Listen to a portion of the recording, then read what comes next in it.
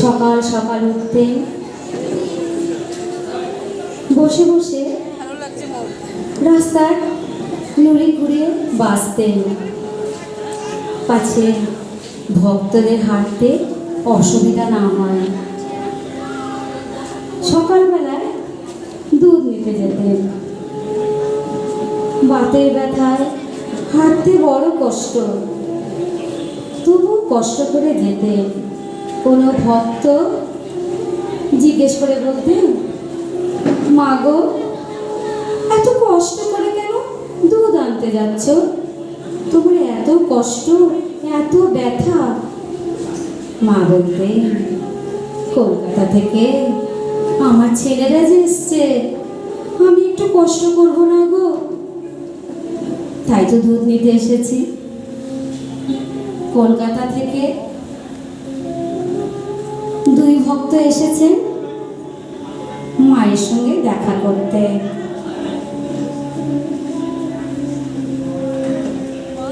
এসে ম্যালেরিয়া রোগে পড়েন,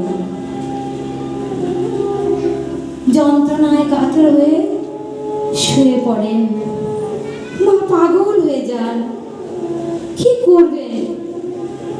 একবারে একজনকে ওষুধ খাওয়ান, পথ্য খাওয়ান, হাওয়া করেন, আবার আরেকজনকে করেন একই রকম সেবা। আস্তে আস্তে তারা সুস্থ হন। সুস্থ হয়ে মাকে বলেন, মা গো, এবার বিদায় দাও মা। মা বলেন, আর দুদিন থাকো না বাছা, আর একটু শরীরে বল হোক, তারপরে তোমরা যেও।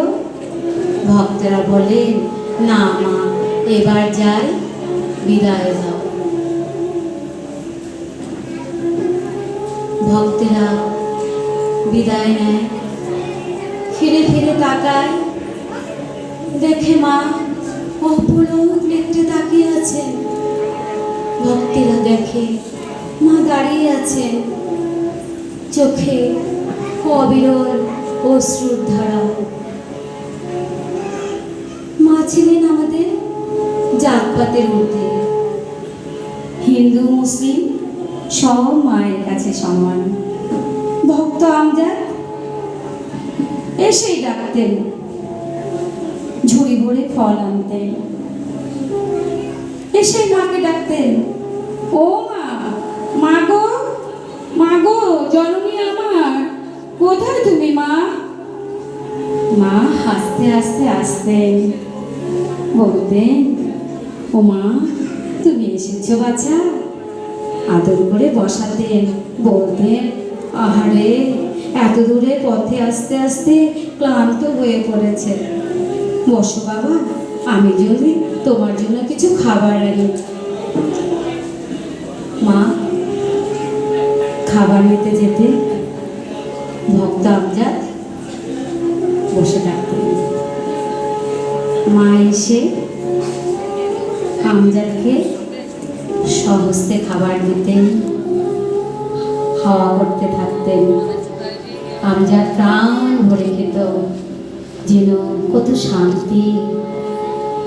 এমন সময় খাওয়ার পরে সহস্তে আমজাদের এঁঠো পরিষ্কার করত।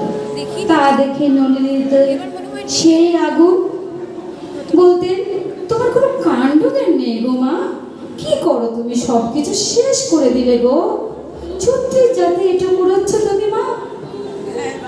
মা বলতেন, ছত্রিশ জাত কোথায়? শরৎ যেমন আমার ছেলে, আমজাদও যে আমার ছেলে, জগতের সবাই আমার সন্তান। মা বলে ডাকলে আমি তো কাউকে ফেরাতে পারবো না গো, সব আমার। এই জগতে সব আমার, সব আমার আপনজন।